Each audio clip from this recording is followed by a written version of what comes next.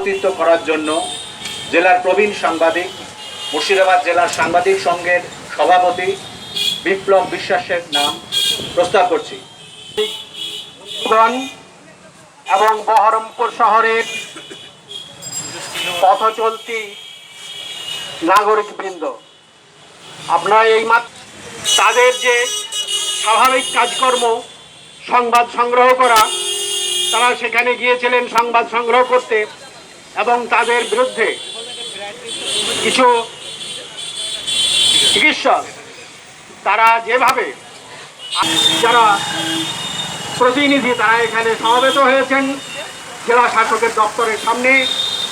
এখান থেকে আমাদের যে প্রতিবাদ সভা, সেই প্রতিবাদ সভা চলবে এবং জেলা শাসক প্রতিবাদ সভার কাজ শুরু করছি। আমি প্রথমে আমাদের মধ্যে উপস্থিত আছেন প্রবীণ সাংবাদিক, জেলার আজকাল পত্রিকার সংবাদদাতা প্রদীপ দে মহাশয়, তাকে এই বিষয়ে আপনারা সকলেই জানেন মঙ্গলবার রাত্রি 11:30টার সময়তে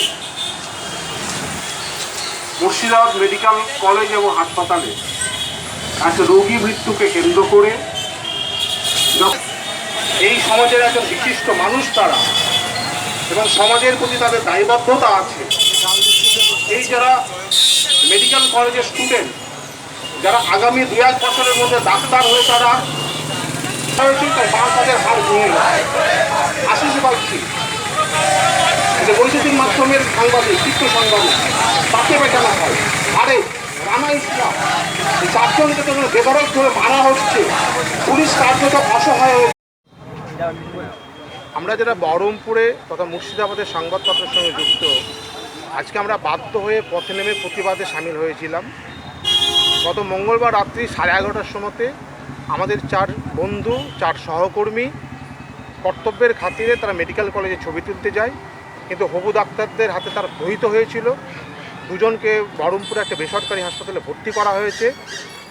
আনন্দের কথা, 1 জনকে আজ বিকেলে ডাক্তার বলছেন সুস্থ।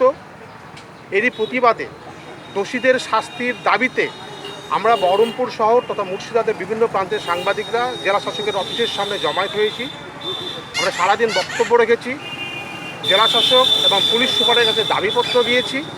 আমাদের একটাই দাবি, যে 4 জন বন্ধুদেরকে এইভাবে নগ্নভাবে পেটানো হয়েছে সেই হবু ডাক্তারদের চিহ্নিত করা হোক, দৃষ্টান্তমূলক শাস্তি দেওয়া হোক। অন্য কোনো আমাদের আর দাবি নেই, একটাই দাবি, যাদেরকে পেটানো হয়েছে তাদের সুস্থ কামনা করি, আর হবু ডাক্তার যারা মারধর করেছে তাদের শাস্তি চাই। পুলিশ সুপার বলেছেন আমরা সিসিটিভি ফুটেজ চেয়েছি, ডাক্তারদের চিহ্নিতকরণ করা হবে, তারপর তিনি কড়া ব্যবস্থা নেবেন। জেলা শাসক বলেছেন আমরা তদন্তের নির্দেশ দিয়েছি, একজন অতিরিক্ত জেলা শাসক তদন্ত করছেন, উনি ব্যবস্থা নেবেন বলেছেন। আমরা অপেক্ষায় থাকব। যদি দেখি 1 দিন 2 দিন 3 দিন পর মধ্যে ব্যবস্থা নেওয়া হচ্ছে, আমরা স্বাগত জানাবো। যদি ব্যবস্থা না হয় আমরা আবার পথে নামবো, জেলা শাসকের অফিসের সামনে ধর্ণা দেবো, এসপির অফিসের সামনে ধর্ণা দেবো। অতীতেও তো এই ধরনের ঘটনা হয়েছে, জানানো হয়েছে, কিন্তু কোনো সুরাগ এখনও পর্যন্ত হয়নি।